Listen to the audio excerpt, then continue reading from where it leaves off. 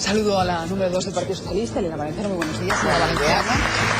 El PSOE siempre ha criticado la reforma laboral. Decíamos que en estas últimas horas han arreciado esas críticas. No sé qué le parecen los argumentos que da el presidente de la patronal y de Guindos, que dicen que cuando la reforma empieza a dar frutos es precisamente cuando mejora la economía, ¿no?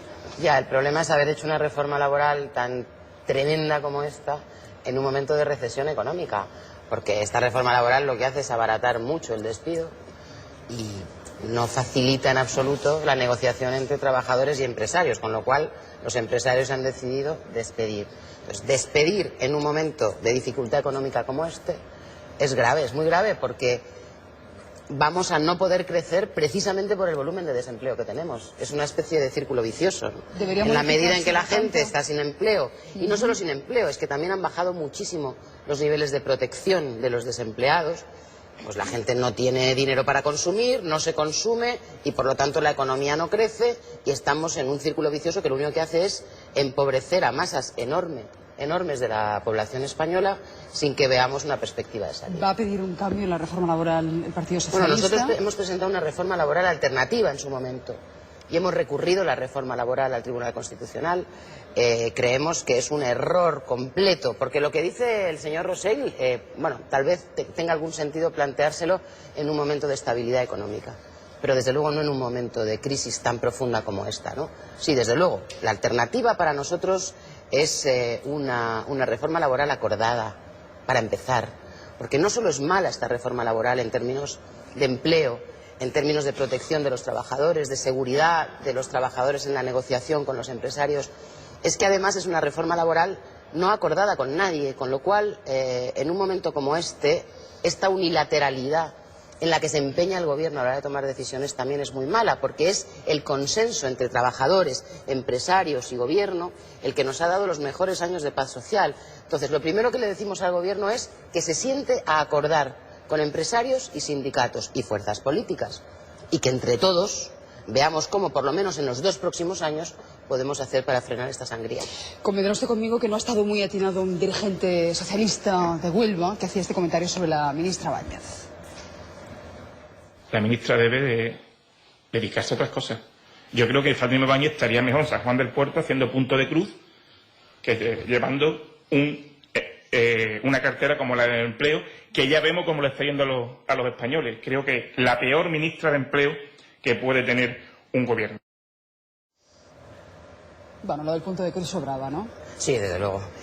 Bueno, es verdad que luego inmediatamente él no solo pidió disculpas, sino que además afirmó que no tenía ninguna intención, digamos, sexista su comentario, pero viene bien poder decir que el lenguaje está lleno de fórmulas, de modismos que están teñidos de sexismo.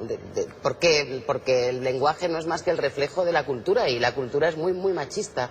Hay muchísimas expresiones que usamos sin darnos cuenta que son enormemente sexistas. Creo que es lo que le pasó a este compañero de Huelva. Me alegro mucho que inmediatamente rectificara, porque desde luego son expresiones que en el espacio público no se deben usar. Le quiero preguntar por otra polémica. Hoy es noticia de portada en toda la prensa. El fiscal general del Estado abre expediente para destituir al fiscal jefe de Cataluña. Martín Rodríguez Sol es castigado por defender la legitimidad de una consulta soberanista dentro de la legalidad.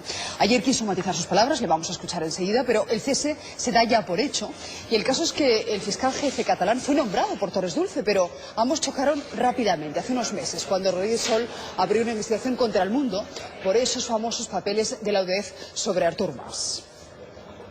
Las declaraciones del fiscal superior de Cataluña, Martín Rodríguez Sol, en las que considera legítimo que el pueblo catalán aspire a una consulta soberanista, pueden salirle muy caras. Aunque ha matizado sus palabras asegurando que no es partidario de un proyecto secesionista, no ha rectificado e insiste en que con la ley de consultas podría preguntarse a los catalanes. Yo sugerí que a través de esa ley, si llegaba a buen puerto, si se desarrollaba y si era constitucional, que se pudiera conocer el deseo, la extensión, la voluntad de los ciudadanos de Cataluña. Pese a su intento de enmienda, el fiscal general del Estado, Eduardo Torres Dulce, ya ha iniciado los trámites para destituirle. En su última intervención el pasado enero, en Espejo Público, insistía en que la Fiscalía no debe pronunciarse sin ver el texto final del referéndum. Yo no voy a hacer ningún tipo de intervención que tenga una trascendencia política. Me parece que eso corresponde exclusivamente a la actividad del Gobierno. Es una decisión de naturaleza política sobre la cual yo no tengo absolutamente nada que decir. Habrá que esperar al texto final. Si esa declaración tuviera una incidencia dentro de los delitos contemplados dentro del Código Penal, la Fiscalía General y el Ministerio Fiscal actuaría. Próximamente escuchará sus explicaciones y reunirá al Consejo Fiscal para que se pronuncie si finalmente apoya su remoción. Una destitución que para el Gobierno de la Generalitat representa un ataque a la democracia y a la libertad de expresión. El presidente Artur Mas ha defendido la profesionalidad del fiscal superior de Cataluña y ha afirmado que su único pecado cometido ha sido aplicar el sentido común y democrático. Por su parte, Esquerra Republicana de Cataluña ha acusado al Gobierno del Partido Popular de perseguir a cualquier demócrata que se exprese a favor de la democracia. La prensa catalana habla de despido improcedente, un ataque a la libertad de expresión. ¿Está usted de acuerdo? Bueno, yo creo que los fiscales, los jueces, es mejor que se pronuncien a través de sus escritos, de sus autos, de sus sentencias. Desde luego que en este país hay libertad de expresión y pueden decir lo que les parezca, pero tal vez en este momento tan difícil de la relación entre Cataluña y el resto de España, a personas con esta responsabilidad tan importante hay que exigirles un grado mayor de prudencia. Pero Torres Dulce también hace declaraciones, le entrevistamos aquí hace unos meses. Lo que yo he visto de la entrevista que ustedes han emitido ahora mismo, el trocito que han puesto, es que él se manifestaba con una enorme prudencia. Bueno, no sé si vosotros lo veis igual o entendéis que ha habido una purga política en este caso. Sí. No, me gustaría que opináramos sobre este asunto. Sí. No, yo creo que efectivamente es una cuestión de libertad de expresión, pero no hay precedentes que un fiscal haga dimitir a otro fiscal como si fuera el ejército. O sea, me parece que es excesivo. Por otra parte, lo están convirtiendo en un mártir por la independencia de Cataluña. Me parece un error. Pero no hay precedente. A ver, tampoco hay precedente de una situación como la que vivimos en estos momentos, digo, en lo que afecta a Cataluña. Hay un debate político. Hay una realidad en Cataluña y hace falta mucha política, pero el fiscal está sometido al principio de dependencia jerárquica, de legalidad y de independencia. Y yo creo que al fiscal jefe de Cataluña se le paga para que defienda en Cataluña la Constitución y la ley. Para eso se le paga y en eso está puesta la confianza del fiscal general del Estado. De sus primeras declaraciones es verdad que luego las corrige. una consulta dentro de la legalidad. Ya, pero si él sabe perfectamente, Susana, que esa consulta primero dice que la consulta sobre la independencia es inconstitucional. Dado que es inconstitucional, vamos a ver cómo encontramos... Pero hay preguntas que sí encajarían en una consulta legal. Claro, pero sobre la independencia es inconstitucional. Yo entiendo de sus primeras declaraciones y a mí me parece que su corrección, cuando él introduce unos matices y dice lo que quería decir era esto y ahí no hay ningún pero, es que él mismo se da cuenta de que se ha equivocado. Porque dice, eso es inconstitucional, vamos a ver cómo encontramos la trampa, el vericueto legal o no legal, para que de alguna manera los catalanes puedan pronunciarse sobre algo que él sabe que tiene que venir a las Cortes Generales. Al contrario, él lo que ocurre es que le afecta la presión del fiscal del Estado. Lo que no entiendo es esta especie de zancadillas permanentes que parece que hay interés en ponernos en la relación con Cataluña. Hace meses un personaje, el expresidente del Consejo de Estado, uno de los mayores constitucionalistas de este país, se llama Francisco Rubio Llorente, ya dejó claro que era legítimo y legal hacer una consulta. Y además es que vamos a terminar... No dijo eso. No dijo sí, eso, perdona, Ana. en una tribuna dijo que con la autorización del rey no. se podía arbitrar una consulta. Habló de una ley orgánica para empezar, sí, y en todo caso su opinión es muy discutible. Vale, bueno, si yo pero no te en lo todo caso discuto, habló de ley orgánica. Sí, bueno, pues de ley orgánica, pero su opinión será todo lo discutible que queráis los dos grandes partidos. Pero lo que está clarísimo es que poniendo trabas y ocultando una realidad... No, de ninguna manera. No se llega a ningún la ley no es sitio. poner ninguna zancadilla, la pongas en el agua Cataluña, lo haga Nosotros hemos propuesto una reforma de la Constitución. Constitución. No, pero si es que hay un debate de si Señora las Valencia, cosas... Absolutamente, vamos. Es que llegamos Vamos a ver, momento... yo creo, no es que no esté de acuerdo, es que yo creo que es muy importante descodificar esto, porque damos por supuesto que hay cosas ya sabidas, y no. Lo que se está planteando en Cataluña, por parte del gobierno de Cataluña y de muchos de los partidos del arco parlamentario, es que se pueda consultar a los catalanes sobre la independencia de Cataluña. También punto número uno. Lo cual no significa que porque quieras consultar seas independentista. Punto número uno. Nosotros no estamos de acuerdo con esa consulta. Punto número dos. Nosotros el PSOE. El PSOE. Punto número dos. Nosotros pensamos que quienes tienen que decidir sobre qué pasa con Cataluña son todos los españoles, los catalanes y los de fuera de Cataluña. Esta es la gran diferencia. Para consultar sobre una parte del todo, creemos que hay que consultar en todo caso al todo. suponiendo que hubiera una consulta. Es decir, que hay dos cosas que no compartimos. Uno, que se consulte sobre la independencia de Cataluña. No estamos de acuerdo, no se puede según la Constitución. Dos, suponiendo que se pudiera hacer una consulta, nosotros pensamos que deberían opinar todos los españoles, los catalanes y el resto de españoles. Esta es la posición que tiene el PSOE, que no es la posición que tiene el PP. El PSC. Ni el PP. Pero en esta nueva relación que van a establecer con el Partido Socialista Catalán, después de 35 años de matrimonio, no sé si bien o mal avenido, ¿qué pasará con esa consulta? Es decir, ¿qué tesis se va a imponer? ¿La del PSOE o la del PSC? ¿Quién ganará esta batalla? Bueno, primero, esto no se puede plantear en términos de batalla, ni muchísimo menos. El PSOE y el PSC son dos partidos distintos, ¿de acuerdo? Esto hay mucha gente que no lo sabe, pero somos dos partidos distintos, que desde hace 35 años trabajamos de manera unida, ¿no? Unitaria, y además nosotros no nos presentamos a las elecciones en Cataluña, pero somos dos partidos distintos, que compartimos el 99% de la posición política de cada uno de los partidos. Y hay una parte que no compartimos, que es nueva, por cierto, porque es nueva en Cataluña como tal posición política y es nueva en el PSC, que es el asunto del derecho a decidir. Eso no lo comparte el resto del PSOE. Y veo muy difícil que el resto del PSOE lo vaya a compartir alguna vez. Nunca se puede decir nunca jamás, pero lo veo muy difícil. Entonces, tenemos que encontrar la manera de compartir el 99% y que eso sea evidente y claro y siga dando frutos tanto al PSOE como al PSC, y tenemos que encontrar la manera también de que esa parte no intoxique toda la relación. Pero lo más importante de todo es que creemos que la relación del PSOE y del PSC es fundamental para Cataluña y para el resto de España. Es que no quedan puentes, Susana, entre Cataluña y el resto de España. Pero esto como su sustancia, es decir, cuando haya una consulta o una pregunta en el Congreso, ¿van a dejar que el PSC imponga su tesis? No, si el PSC no puede imponer su tesis, porque es decir, que los diputados del PSC vayan por libre. Nosotros tenemos que encontrar la manera de seguir trabajando con el PSC en todo aquello que compartimos, que insisto, será el 9,9 de cada 10 votaciones, y habrá una parte que no compartamos. Tenemos que encontrar la manera de convivir teniendo en cuenta que hay esa discrepancia. Ahora bien, el PSOE está elaborando su modelo territorial. ¿De acuerdo? El PSOE va a presentar en el mes de junio, después de haber hablado con todo el partido en todo el territorio, porque es que el PSOE es un partido que está en todo el territorio, su modelo territorial. Hemos propuesto en el debate del Estado de la Nación que se abra la Constitución y que podamos encontrar un encaje en el que Cataluña esté más cómoda y España también esté más cómoda con Cataluña. Esa es la propuesta. La propuesta no es el inmovilismo ni el separatismo.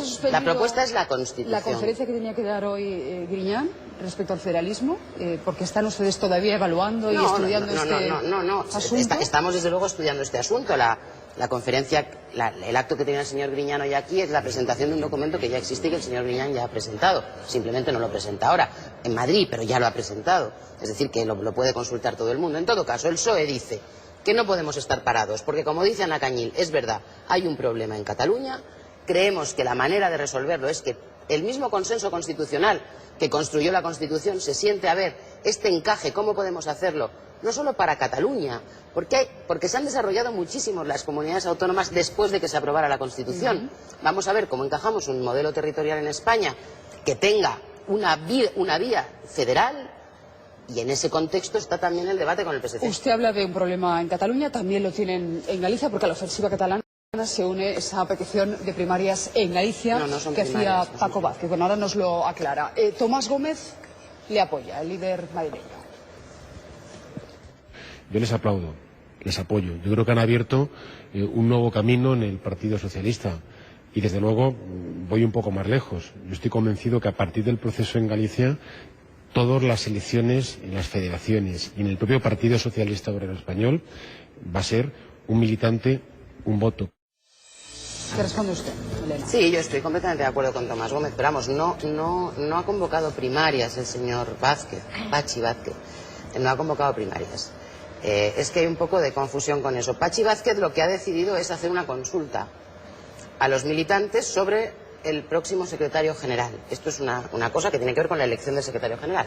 Nosotros hemos aprobado en el Congreso Federal primarias abiertas para la elección del candidato a la presidencia del Gobierno.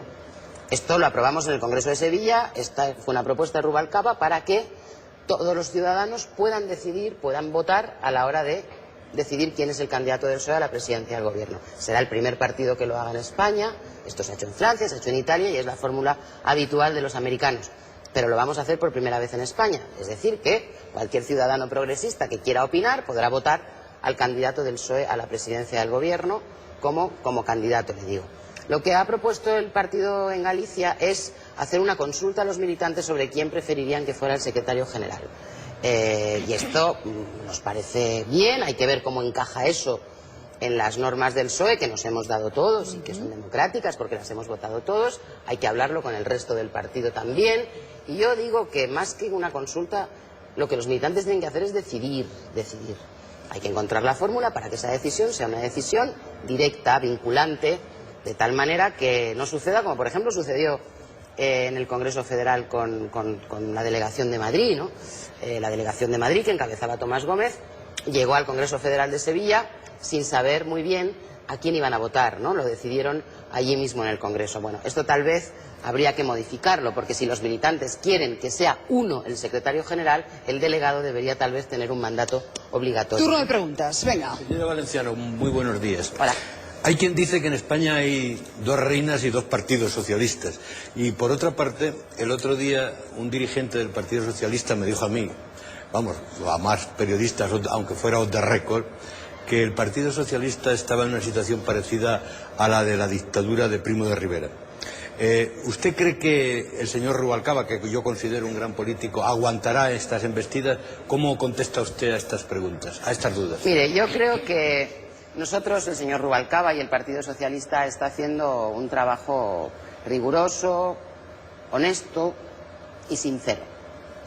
Es verdad que la situación de España es crítica y es difícil a veces mantener el timón, ¿no? Porque es muy fácil buscar el aplauso fácil, es muy fácil subirse a la barricada porque el momento es tremendo, ¿no? Pero el liderazgo de Rubalcaba y el que el PSOE decidió que tuviéramos en esta etapa es un liderazgo sereno, sincero y honesto. Y a veces eso cuesta trabajo que cale, porque a mí me dicen, ya las encuestas tal, es que no estamos en las encuestas, estamos en sacar al país de la crisis, en ayudar a que el país salga de la crisis. No estamos en la búsqueda del voto fácil ni del aplauso fácil. Creemos que el país está en una situación crítica de verdad.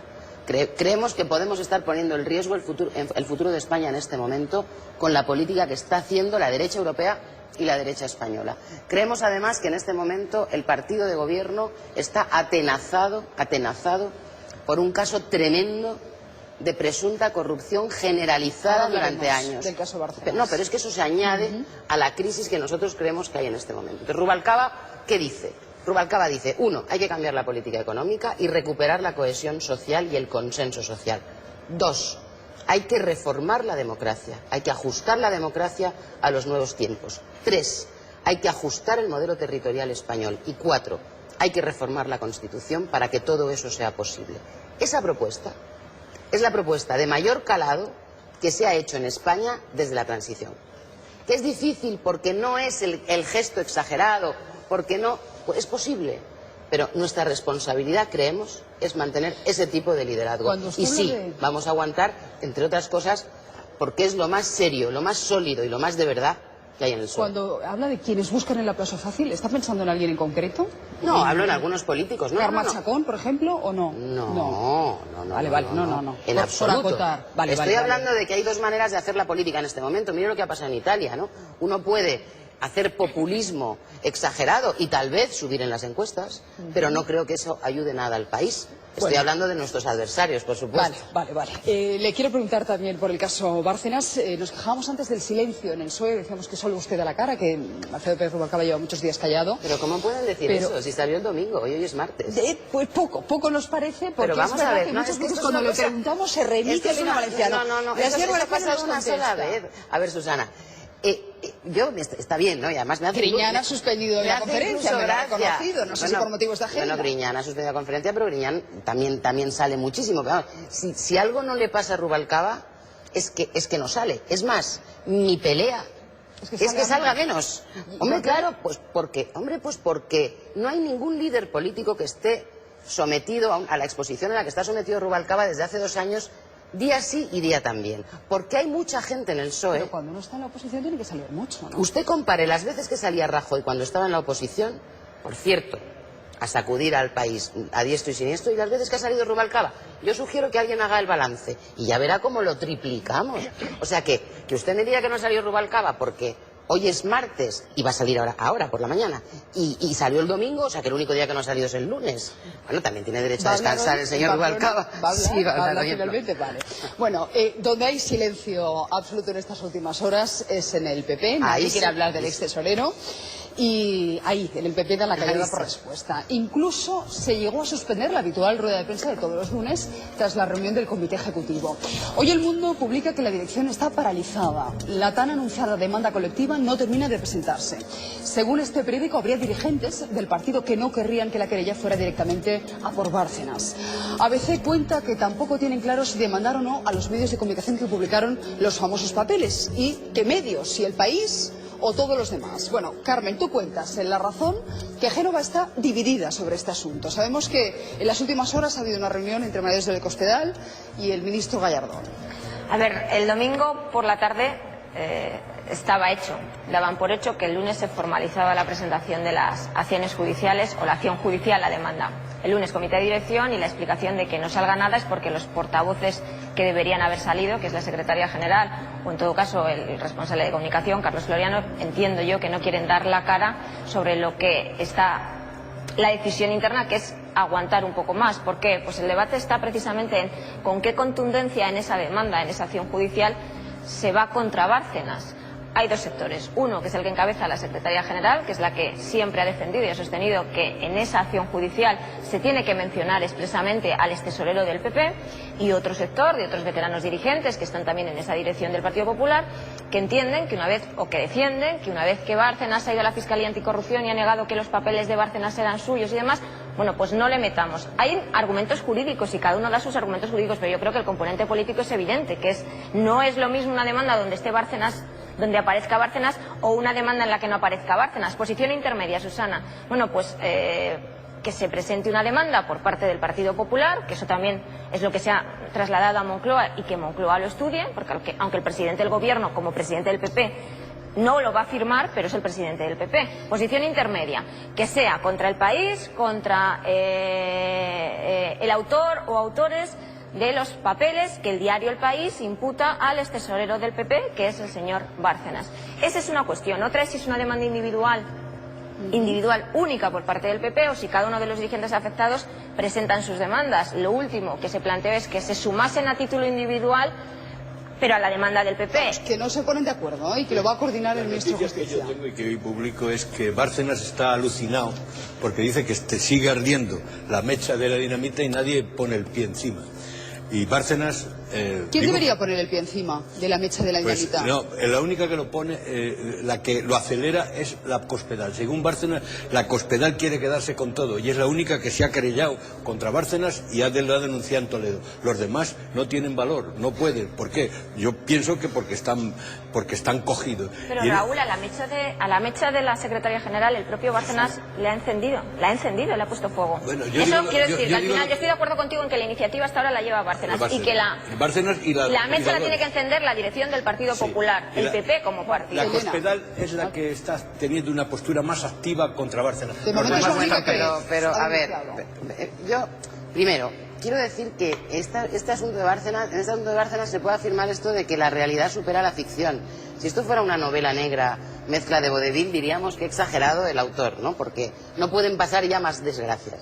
Pero, en fin, yo creo que me parece que la señora de Cospedal quiere salir limpia y quiere salir... No quiere quedarse con todo. Quiere salir heroína de este asunto, pero la señora de Cospedal ha dicho una cantidad de mentiras impresionantes ella sola, sin que nadie le preguntara, porque dijo que estaba despedido, luego que no, luego hizo una intervención que parecía más o menos una película de Groucho Marx, ¿no? Es decir, que la señora de Cospedal, ella misma, de sus propias palabras, debería ser responsable. Entonces, aparte pero de es la más activa contra Bárcenas, sí, la única. Bueno, sí, dijo que lo había parado, pero claro, ella también tendrá que hacerse cargo de la historia del PP, porque ella no es, ella no ha llegado del cielo, ella tendrá que hacerse cargo del histórico, no. Bueno, pero lo que quiero decir es que, más allá de la querella, o la demanda o lo que quieran hacer, que por cierto la de Ana de Palacio ha sido rechazada en el juzgado, Sí, eso ayer también pero la ha debió... recurrido. Bueno, pero eso ayer también debió ser para ellos un dato, ¿no?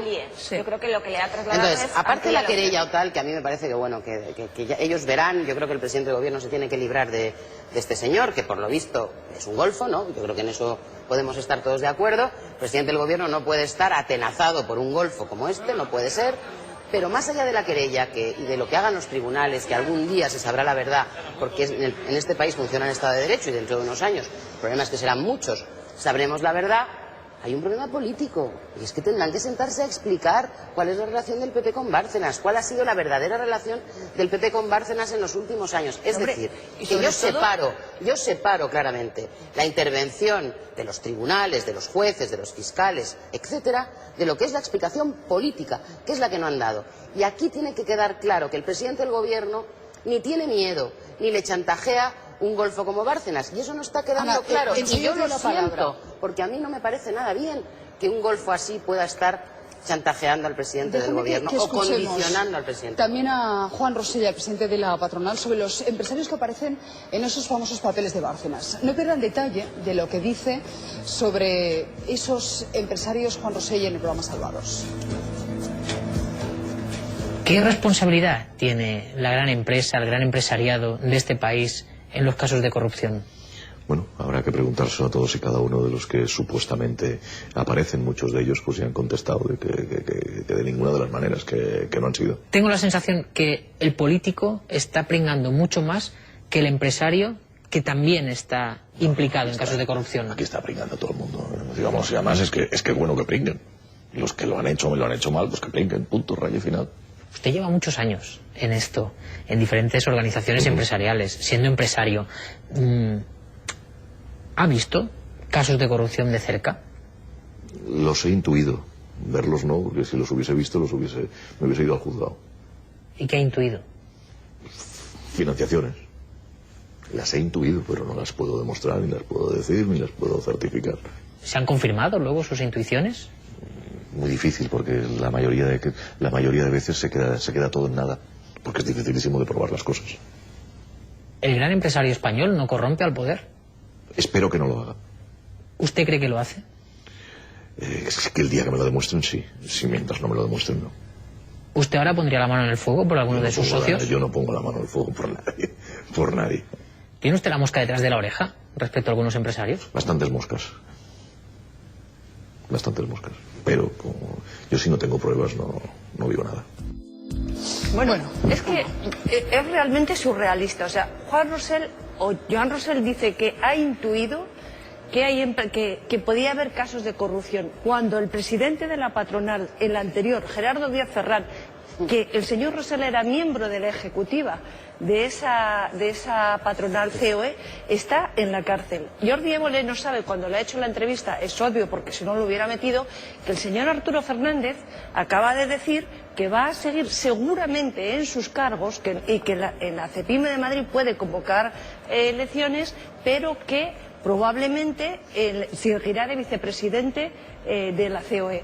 No, aquí todo el mundo se renueva, menos la patronal, directamente. O sea, con los escándalos que tiene Reconoce Rosell en esa entrevista que el escándalo de Gerardo Díaz Ferrán le había hecho mucho daño a la COE. No, pero es que además los empresarios españoles deben empezar a pensar, porque es que esto es una juerga. Y luego, una cosa que antes no he podido intervenir en el tema Bárcenas. Está muy bien todo el tiempo que hemos estado aquí dedicando a Bárcenas y que sea un tema importantísimo, pero es letal para este gobierno. La sensación de la calle de que el presidente del gobierno no puede ocuparse nada más que de Bárcenas en un momento en el que está la crisis económica, una crisis institucional brutal con la monarquía, una crisis del resto de las instituciones, una imagen y un estado anímico de este país brutal.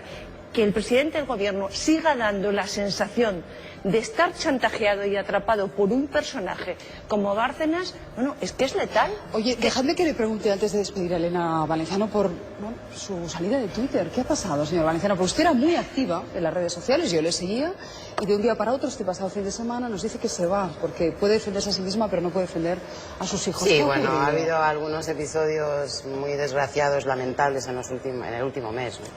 Que tiene que ver con el seguimiento a mis hijos en en Twitter y en Facebook. He intentado ver si podía resolverlo por alguna vía, es muy difícil y he decidido que yo puedo aguantarlo todo, aunque también es discutible, que haya que aguantar todo lo que aguantamos. Yo creo que muchos no tienes y por qué muchas aguantar tanto, en Twitter, ¿no? Me han llamado muchas personas relevantes del país, de este país, y les pasa igual, ¿no? Es decir, que bueno, eso es discutible, pero en todo caso lo que no es discutible es que entren en la intimidad de tus hijos. Sin duda. Y bueno, pues he puesto pie en pared y ya está. Si sirve para que haya un debate sobre cómo deberíamos hacer para que Twitter no fuera una plaza en la que todo estuviera permitido, todo aquello que no está permitido en la calle está permitido en Twitter. Esto yo creo que ha derivado, bueno, usted también está en Twitter, ha derivado en el último año sobre todo, y hay insultos, amenazas a mucha gente. Yo creo que eso no debería ser así, porque si no me temo que la gente más seria va a acabar saliéndose de Twitter. Y no, porque yo creo que Twitter es muy útil, yo creo que es una herramienta imprescindible, la defiendo por encima de todo y desde luego si no hubiera habido estos episodios con mis hijos yo no me habría ido.